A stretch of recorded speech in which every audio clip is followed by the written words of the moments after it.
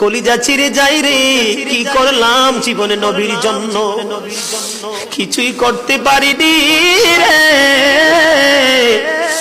নবী তায়েফের জমিনে বন্ধু কত কষ্ট করলো, উহুদের জমিনে কত কষ্ট করলো।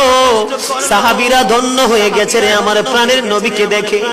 ও বন্ধু, নবীকে না হলো জীবনে দেখার সৌভাগ্য, না পারলাম নবীর কথাগুলো বন্ধু মেনে চলতে।